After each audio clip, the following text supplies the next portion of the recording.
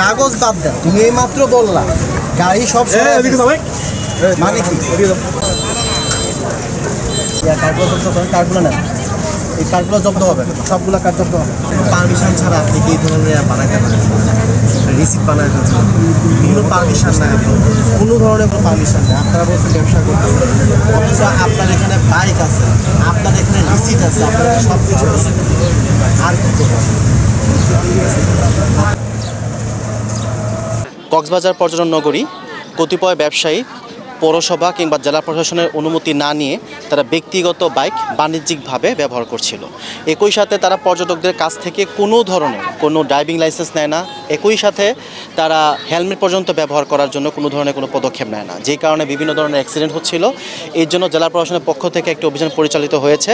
3টা জায়গায় অভিযান পরিচালনা করেছি আমরা, একটা হচ্ছে কলাতলি মোড়ে, আরেকটা হচ্ছে নিসর্গর সামনে, আর সুগন্ধা মোড়ে। এবং আমরা প্রায় 11টি মামলা দেওয়া হয়েছে এবং প্রায় হচ্ছে ৭৯,৫০০ টাকা জরিমানা আদায় করা হচ্ছে। সমুদ্রের গর্জনে ভিন্ন স্বাদের সামুদ্রিক খাবারের ভরপুর আয়োজন উপভোগ করতে আজই চলে আসুন প্যাসিফিক বিচ লাউঞ্জ ক্যাফে কক্সবাজারে।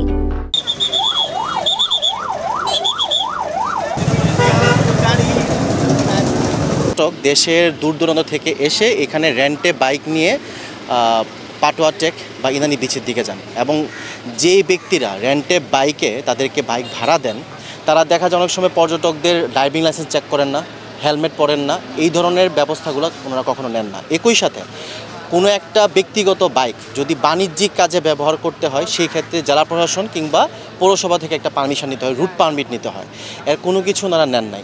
যদি কেউ এখানে এই ধরনের কোনো ধরনের ব্যবসা করতে চান তাহলে অবশ্যই পারমিশন নিয়ে, রুট পারমিট নিয়ে যথাযথ আইন মেনে, এবং যারা পর্যটকরা আসবেন সেই সকল পর্যটকের কাছ থেকে অবশ্যই ড্রাইভিং লাইসেন্স নিতে হবে এবং হেলমেট ব্যবহার করতে হবে। এই ধরনের নিয়ম নীতি মেনে যদি কেউ ব্যবসা করতে চান সেই ক্ষেত্রে হয়তো বা প্রশাসন সহযোগিতা করবে। এছাড়া যদি এই ধরনের যত্রতত্রভাবে বাইক রেখে কোনো ধরনের পারমিশন না নিয়ে রেন্টে বাইকের নামে যদি এই ধরনের ব্যবসা করা হয় তাতে দেখা যায় পর্যটকদের জীবন সংকটাপন্ন হওয়ার সম্ভাবনা থাকে। আর যদি কেউ ড্রাইভিং লাইসেন্স ছাড়া যদি কেউ বাইক আসলে ভাড়া দিয়ে থাকেন তাহলে যিনি বাইক ভাড়া নিয়েছেন তার বিরুদ্ধে ব্যবস্থা নেওয়া হয়েছে, একই সাথে যারা বাইক ভাড়া দিয়েছেন পারমিশন ছাড়া তাদের বিরুদ্ধে ব্যবস্থা নেওয়া হয়েছে।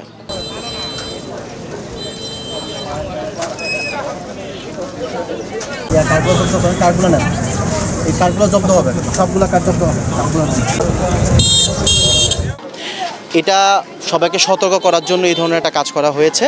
যদি ভবিষ্যতে তারা কোনো ধরনের পারমিশন ছাড়া এই ধরনের কাজ আরও করে এবং কোনো ধরনের পারমিশন ছাড়া যদি ব্যক্তিগত বাইক বাণিজ্যিকভাবে ব্যবহার করে বা রেন্টে বাইক যদি তারা পরিচালনা করে, এই ধরনের ব্যবসা পরিচালনা করে, তাহলে আরও কঠোর পদক্ষেপে যেতে বাধ্য হবো আমরা।